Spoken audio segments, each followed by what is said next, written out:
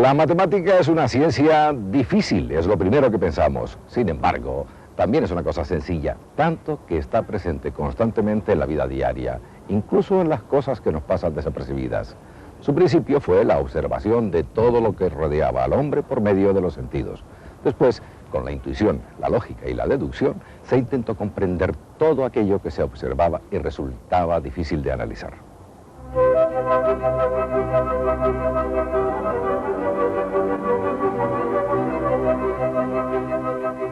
Desde el principio, la matemática estuvo relacionada con las necesidades de la vida práctica. Probablemente la geometría, parte de la matemática, surgió para señalar las limitaciones de pertenencia o la propiedad de la Tierra.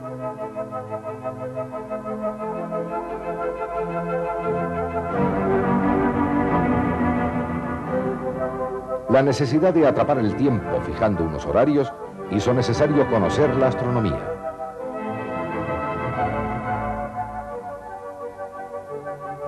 La armonía musical también es fruto de las leyes matemáticas. Tales de Mileto, Pitágoras, Arquímedes, Apolonio y otros fueron los pioneros en el estudio de la matemática. Todos ellos ocupan un lugar de honor en la historia científica de la humanidad.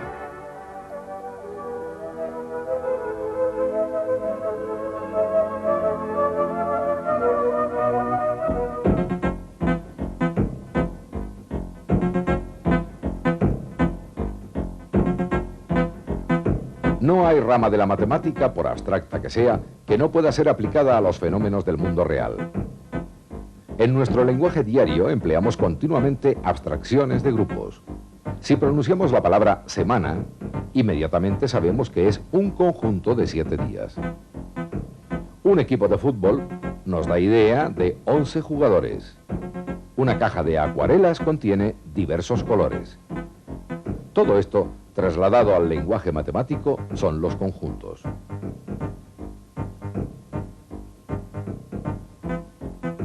Días, jugadores o colores son los elementos del conjunto.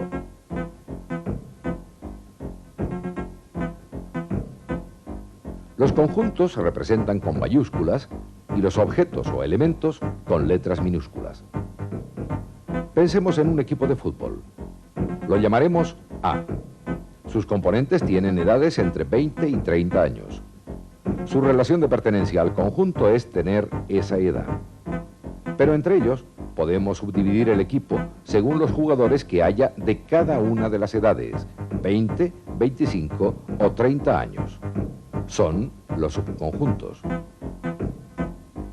El equipo B, el contrario, puede estar regido por los mismos criterios. Pero los elementos no son los mismos. Sin embargo, en los dos equipos puede haber jugadores de 20 años. Podemos establecer así una relación entre los dos conjuntos. La representación gráfica de las operaciones con conjuntos se logra mediante los llamados diagramas de Venn. En la unión de dos conjuntos se obtiene otro formado por elementos que pertenecen al menos a uno de ellos. En la intersección de dos conjuntos se obtiene otro formado por los elementos comunes a los dos. En la relación de inclusión, si todos los elementos de un conjunto B pertenecen también a A, se dice que B está incluido en A.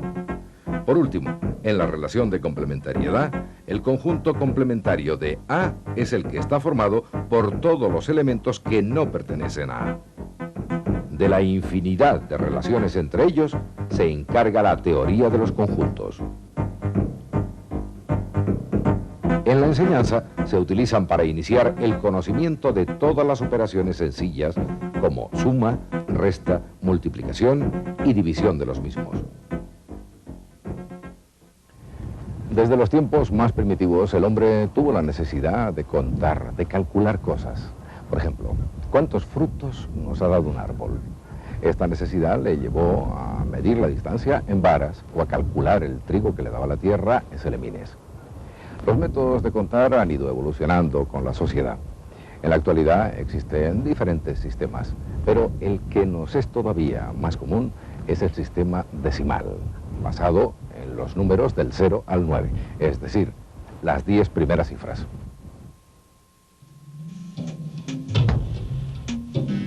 Para medir, contar, pesar, se han ideado distintos métodos.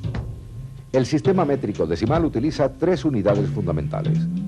El kilogramo como unidad de peso, el litro de capacidad y el metro como unidad de longitud, que es el más universal. La hora la hemos dividido y medido en 60 minutos. Definidas las unidades, la necesidad de calcular grandes magnitudes como en la astronomía o muy pequeñas como en la física atómica nos obligó a establecer subdivisiones y múltiplos de las unidades. Todo se ha hecho con la ayuda de las propiedades de los números y la infinidad de operaciones que con ellos pueden realizarse.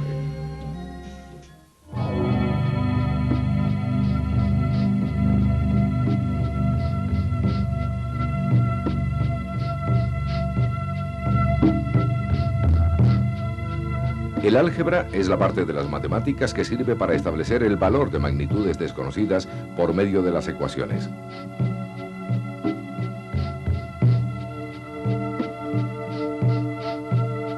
Una ecuación es una igualdad en la que aparecen incógnitas que se representan con letras y que solo se cumple con unos valores determinados para estas incógnitas. El álgebra, por su representación, pudiera parecer cosa del mundo más moderno y, sin embargo, se remonta a los orígenes de las matemáticas. Se desarrolló después de la geometría y formó parte de las culturas de Egipto, la India o Arabia. Fueron los árabes quienes establecieron las ecuaciones por primera vez para resolver problemas prácticos. El álgebra evolucionó con los siglos, permitiendo encontrar fórmulas capaces de resolver las dificultades que planteaban, por ejemplo, las grandes construcciones arquitectónicas. Como ilustra el ejemplo, el álgebra tiene gran valor para calcular las fuerzas de acción y reacción que se plantean en la construcción de edificios tan complejos como una catedral gótica. Esta ciencia está considerada como una de las bases importantes de la matemática y se utiliza constantemente en otras ciencias como la química y la física. En el cálculo de la resistencia de un edificio moderno o de un puente, con toda seguridad se utilizarán fórmulas algebraicas. Si una empresa va a realizar el diseño y la comercialización de un vehículo nuevo, la solución concreta a la velocidad de frenado del prototipo deberá haber sido hecha mediante un cálculo algebraico.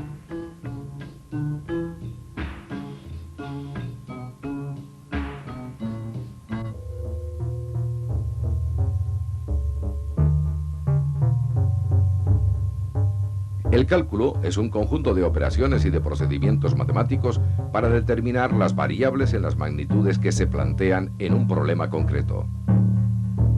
La aritmética y el álgebra, cuyos números y símbolos tienen un valor constante o fijo durante la resolución del problema, tienen sus propios métodos de cálculo.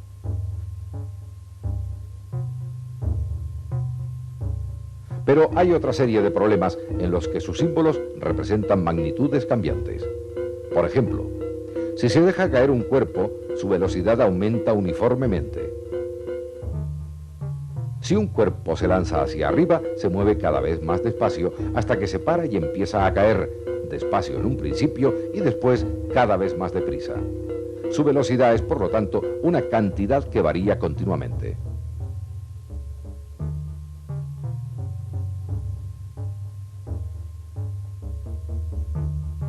Para solucionar este tipo de problemas, Isaac Newton, el físico y matemático inglés, desarrolló ramas nuevas de la matemática, como el cálculo infinitesimal.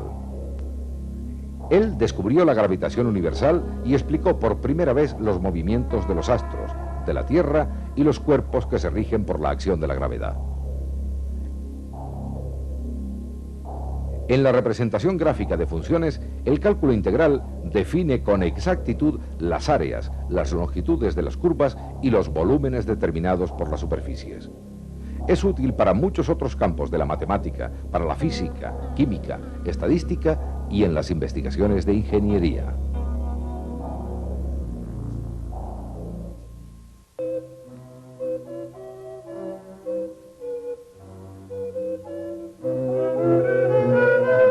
Si Si hay alguna parte de la matemática que se defina especialmente por la observación, es sin duda alguna la geometría, que podría denominarse como la ciencia de la extensión. Al observar el Sol o la Luna llena, adquirimos la idea de una forma geométrica.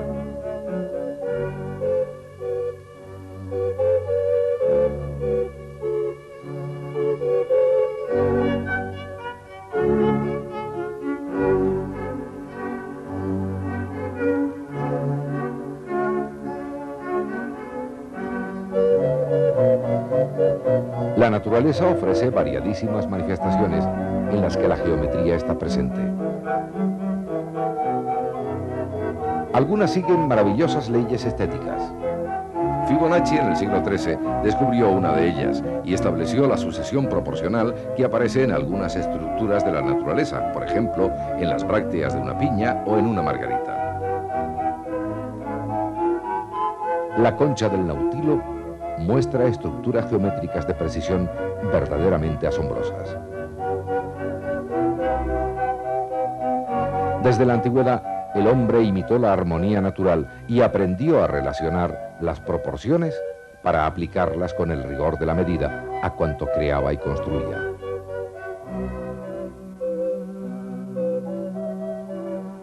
Aplicando los conocimientos matemáticos que iba adquiriendo, desarrolló formas que daban origen a otras más variadas y complejas. Así llegó a conclusiones que le permitían demostrar que un cuerpo es todo lo que ocupa un lugar en el espacio. Este espacio que ocupa es la medida de su volumen.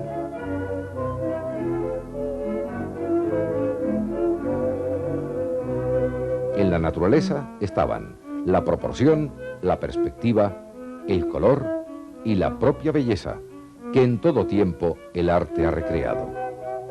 Estaba todo. Tan solo había que observarlo, relacionarlo y convertirlo en teoría matemática.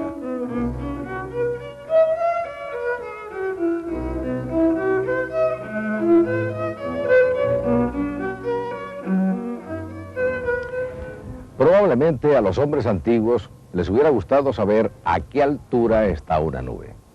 Nosotros mismos, si nos preguntan, probablemente también solo podamos responder que está muy alta. Un delineante o un arquitecto nos diría, por el contrario, que para eso disponemos de las matemáticas y concretamente de una de sus ramas, la trigonometría. Con ella podemos averiguar su distancia exacta en metros desde el punto en que nos encontramos.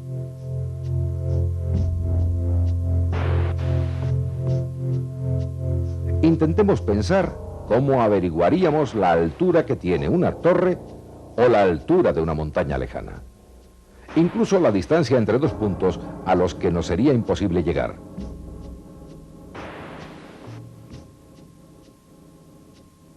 Solo tendremos que saber relacionar todos los elementos de un triángulo como hace la trigonometría. A veces habrá que ayudarse con aparatos muy habituales en las mediciones de terrenos, como el teodolito, cuya función es medir ángulos.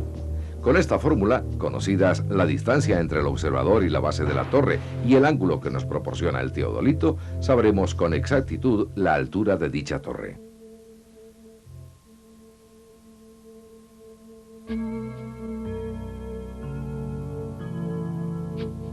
Lanzamos una moneda al aire. Seguramente todos tengamos dudas de cómo va a caer. Pero si alguien dice que va a salir cruz, podemos saber cuál será la probabilidad de que esto sea cierto.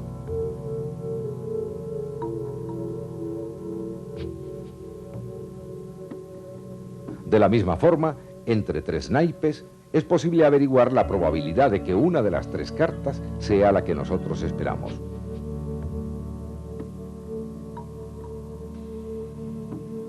El rey de oros, por ejemplo.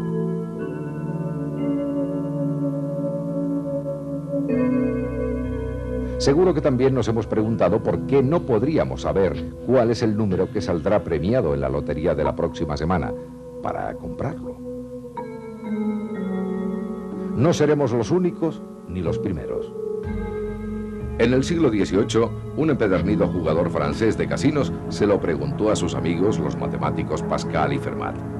Con ello no consiguió mejorar su fortuna, pero sí que estos científicos trataran de explicar de forma lógica todas las probabilidades. Por ejemplo, en el juego de la ruleta, la probabilidad de que salga un determinado número es de 1 sobre 36, o la de que salga rojo o negro es de 1 sobre 2. Han pasado 2 siglos y medio y el estudio de probabilidades y sus aplicaciones a la estadística son imprescindibles en la economía, la demografía o las finanzas. Calculando la probabilidad de niños que nacerán dentro de 50 años, podemos saber el número de colegios que serán necesarios para su educación.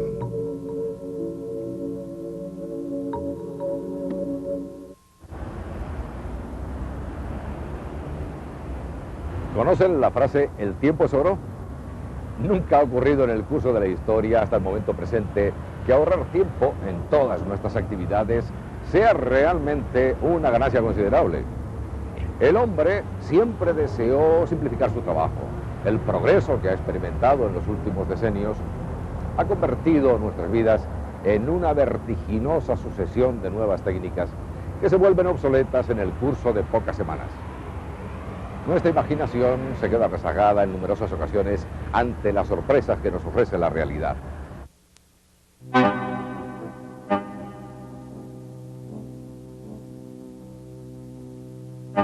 El hombre siempre tuvo la necesidad de contar. Primero lo hizo con sus manos. Después, con el avance de la sociedad, se vio obligado a idear nuevos métodos para hacer sus cálculos, cada vez más rápidos, cada vez más precisos. Los investigadores, los hombres de ciencia, siempre se anticiparon a la sociedad en que vivieron. Los inventos y descubrimientos de hoy están basados en lo que otros descubrieron en el pasado. El hallazgo de una vacuna es impensable si hace miles de años el hombre no hubiera comenzado a observar la naturaleza. Medir el universo hasta donde hoy podemos, tampoco. La mente del hombre ha estado ideando constantemente herramientas para su trabajo, siempre más rápidas, cada vez más precisas y complejas. La última gran máquina ha sido el ordenador, con el que se han intentado desvelar todas las incógnitas de la humanidad. Detrás del empeño por los descubrimientos de hoy está la informática, sin duda alguna, la última ciencia que ha revolucionado y alterado toda la vida del hombre.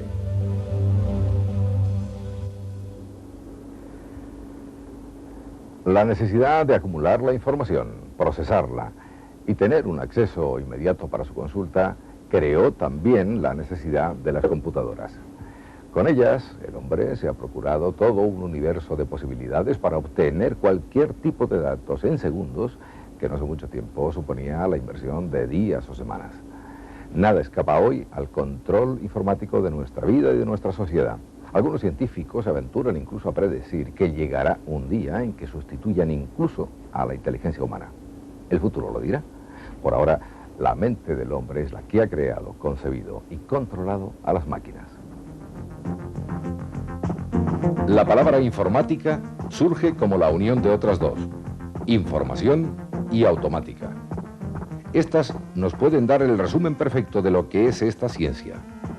Trata la información, la almacena, la organiza y la transmite mediante el uso de máquinas.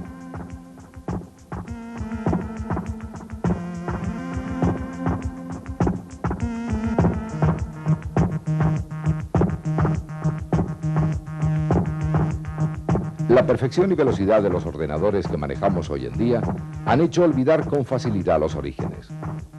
Sin embargo, para llegar al cerebro electrónico hubo que saber contar primero con los 10 dedos.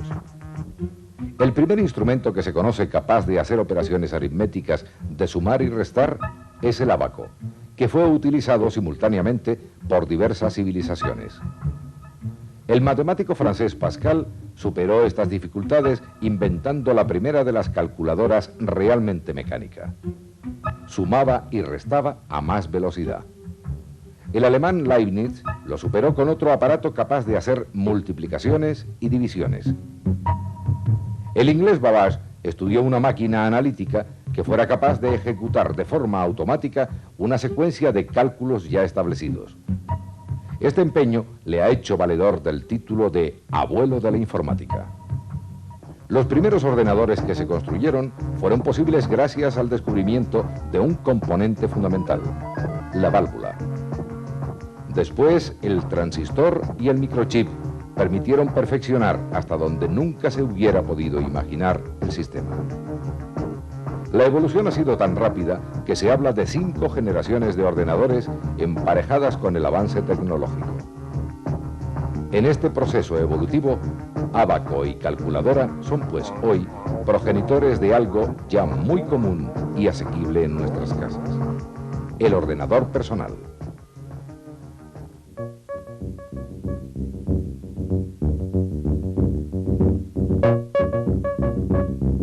Un ordenador no es más que un conjunto de componentes electromecánicos a los que se ha dotado de cierta inteligencia. Sin información no son nada. Esta información le llega a través de los datos que le enviamos por medio de las unidades de entrada, tales como un teclado, un escáner, teléfono, etc. La unidad central de proceso, CPU, es la encargada de procesar todas las instrucciones que recibe. Estas órdenes son enviadas a las unidades de salida. La impresora es un ejemplo que nos permite obtener el resultado de este proceso. En la memoria central se almacenan tanto los datos como los programas que la máquina necesita para poder pensar y sacar conclusiones después de haber contrastado toda la información que posee. Para representar la información, las computadoras utilizan el sistema binario. El 0 y el 1 representan la unidad básica de la información, un bit. Para procesar la información a mayor velocidad, el ordenador trabaja con grupos de 8 bits, a los que llamamos bites u octetos. La unidad aritmético-lógica de la CPU realiza todas las operaciones matemáticas procesando y contrastando la información suministrada. La unidad de control es el auténtico cerebro de la CPU. Esta unidad controla todas las funciones que se realizan en el ordenador, supervisando cualquier mandato recibido. El resultado, además, puede ser almacenado, recuperado y tratado posteriormente.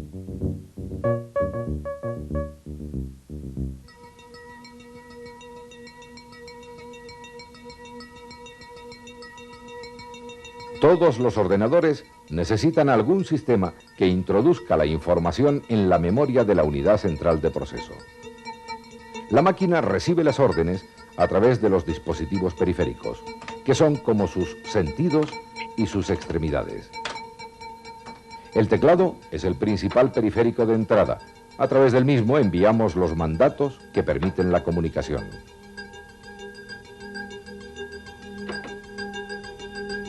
El popular ratón mueve los cursores en la dirección deseada y es muy útil en trabajos de diseño gráfico.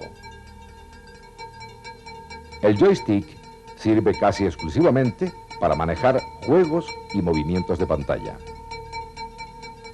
El lápiz óptico lee códigos de barras y selecciona instrucciones que serán ejecutadas en función de cómo hayan sido programadas.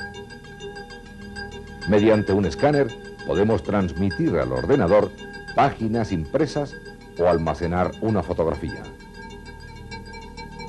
Los periféricos de salida son los encargados de mostrar toda la información que la máquina procesa, permitiéndonos visualizar el resultado.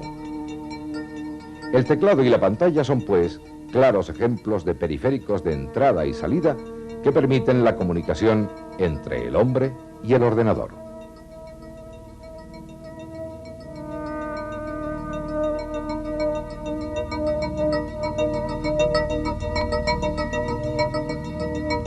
El tratamiento de la información puede llegar a ser muy complejo.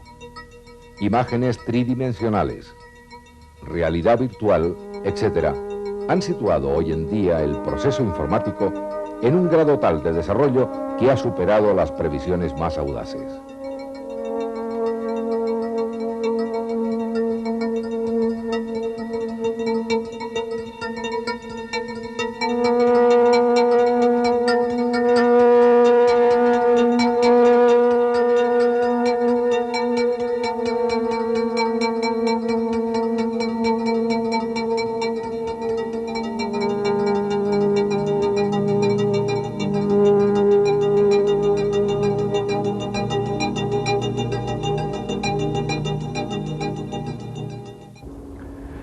Siguiendo en el recorrido de todos los componentes que trabajan en el funcionamiento de un ordenador, nos encontramos con los soportes que contienen la información. Hemos visto cómo los dispositivos introducen y obtienen información del ordenador. Esta, para utilizarla de nuevo o archivarla, debe conservarse. Los soportes físicos son los encargados de esta misión.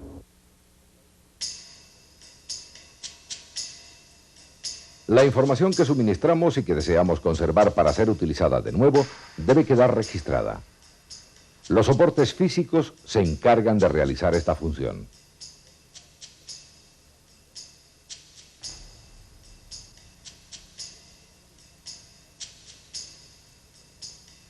Los ordenadores más rudimentarios utilizaban como soporte la ficha de cartón perforada. La aparición de la cinta magnética permitió regrabar la información una y otra vez en el mismo soporte. Otra de sus ventajas consistió en el acceso mucho más rápido al manejo de los datos. La cinta magnética sucumbió pronto ante la necesidad de acumular más información.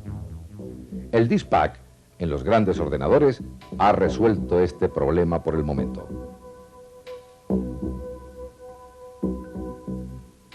Con los ordenadores personales sucedió algo parecido. Hoy, tanto el disco duro como el flexible permiten introducir y recibir información de una manera casi inmediata. Los sectores en los que se deposita la información permiten un acceso a la misma rápida y segura. El disco duro va fijo en el ordenador y su capacidad de almacenamiento de datos puede llegar a ser muy grande. El disco flexible es por lo general barato y muy fácil de utilizar. Los hay de distintos tamaños, según sea la ranura o disquetera del ordenador y de distintas densidades de grabación, lo que permite una mayor o menor capacidad de almacenamiento. Otros sistemas, como el disco óptico, son la alternativa al almacenamiento de la información en discos magnéticos. La tecnología empleada es similar a la que se utiliza en los discos compactos de audio.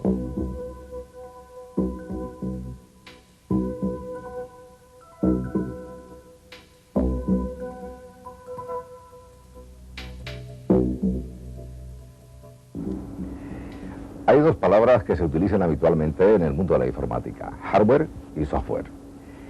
El hardware es el conjunto de máquinas y demás dispositivos que reúne el entorno informático. El software son los programas lógicos que intervienen en el funcionamiento y operatividad del hardware. Sin el software o programas, las máquinas no servirían para nada.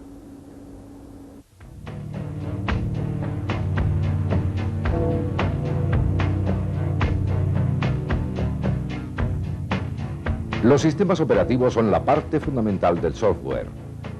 Se trata de un conjunto de programas que el fabricante del ordenador siempre proporciona con su compra y que han de estar cargados permanentemente en la máquina. El ordenador físico y el sistema operativo son inseparables. Se necesitan el uno al otro. La comunicación e intercambio de información es constante entre los elementos del ordenador. Por ejemplo, copiar un disco en otro, listar un fichero, clasificar datos, sacar en pantalla el contenido de la memoria, etc. De todas estas funciones se encargan los programas de utilidades del sistema operativo. En los ordenadores personales, el más popular es el MS-2, que introdujo IBM al tomarlo como base para sus ordenadores.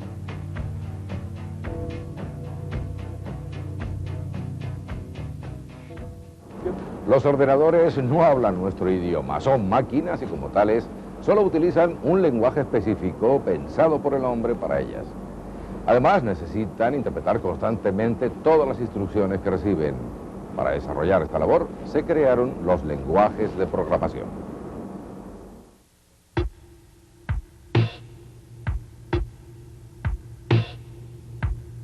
El primer lenguaje de alto nivel que se utilizó en informática fue el Fortran, que en su acepción inglesa significa traductor de fórmulas. Se ha demostrado siempre como muy eficaz a la hora de realizar cálculos. Poco después apareció el COBOL, que se destinó fundamentalmente a la gestión comercial. Ha sido muy útil en el desarrollo de programas de tratamiento de textos. No fueron los únicos, ya que se calcula que en tan solo 30 años se han desarrollado hasta 400 lenguajes de programación. En la última década, la popularización de la informática con los ordenadores personales fue paralela a la invención de otro tipo de programas aún más sencillos de realizar y de entender.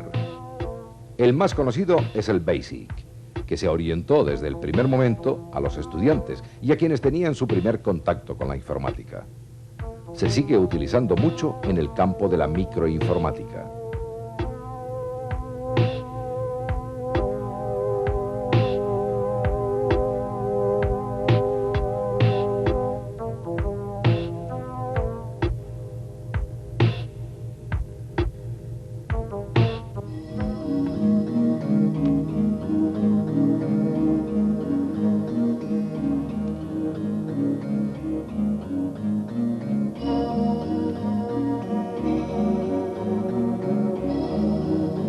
Los llamados programas de aplicación son muy comunes y extendidos en todo el mundo, de tal forma que hoy sin ellos sería prácticamente imposible realizar la facturación de una empresa, la contabilidad de un banco o el procesamiento de textos. Son programas que ya están preparados, por lo general muy sencillos de utilizar y mucho más baratos que si tuvieran que diseñarse personalmente.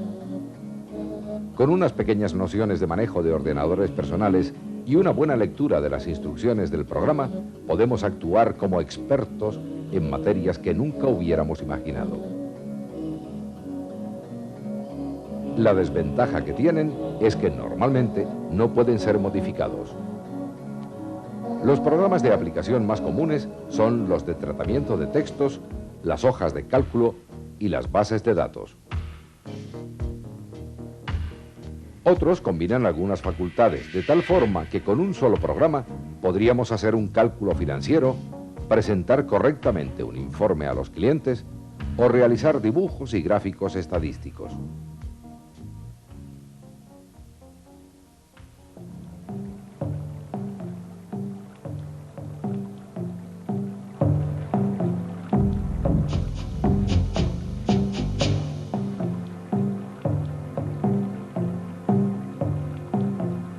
Hoy podemos, desde cualquier ordenador debidamente conectado a una terminal, acceder a bases de datos a través de la línea telefónica.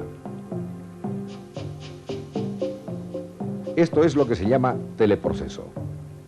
En todas estas operaciones de comunicación de datos intervienen tres elementos importantes. El primero ya nos es común, el terminal. Una pantalla, un teclado o una impresora.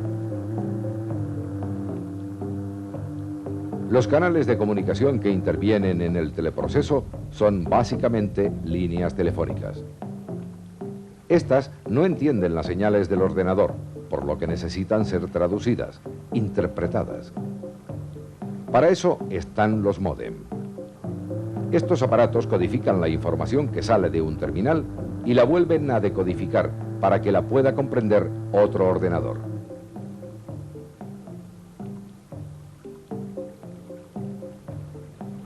En nuestra casa, con un módem, se puede acceder a un sistema de compra ofrecido por unos grandes almacenes.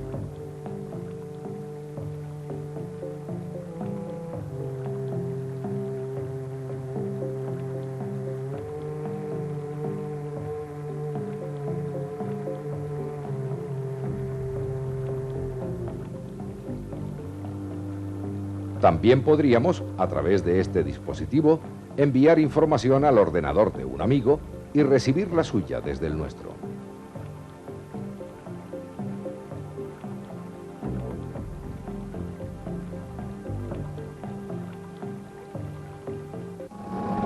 Las redes informáticas son dispositivos técnicos que permiten la conexión entre las distintas terminales para tener acceso y compartir, por ejemplo, una impresora, un archivo de datos o el software de una línea de comunicación.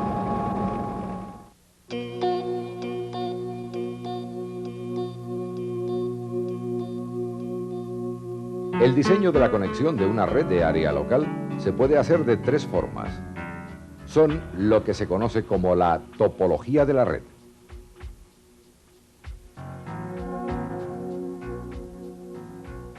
Una en estrella. En esta topología, la transmisión de datos se realiza con la unión de cada uno de los terminales al ordenador central.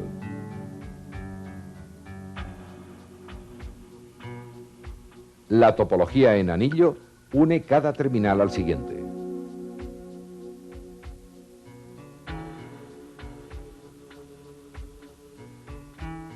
En este caso, si un terminal se avería, puede interrumpir el funcionamiento de toda la red. El diseño en bus tiene un cable común que parte del ordenador central y al que van conectados todos los terminales. Si uno se avería, no interrumpe al otro.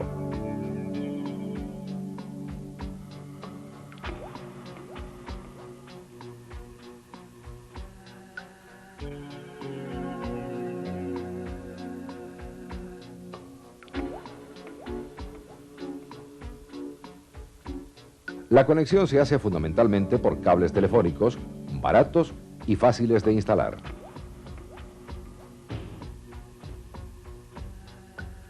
El cable coaxial es más resistente a las interferencias y soporta altas velocidades de transmisión.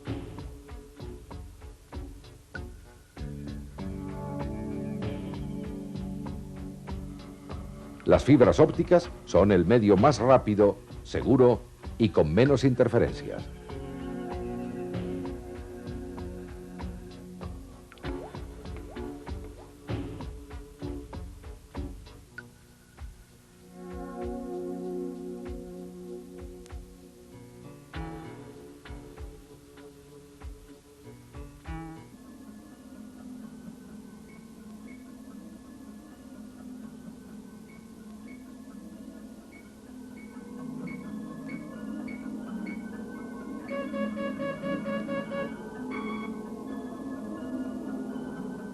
La informática no tiene límites.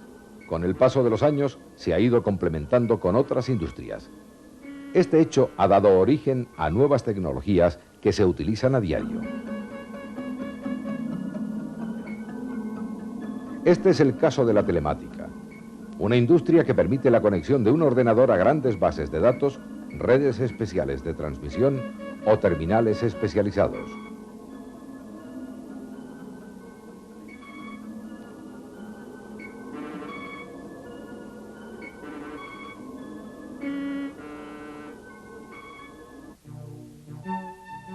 La utilización de la pantalla de televisión para otros fines que no sean ver películas o programas deportivos también son telemáticas.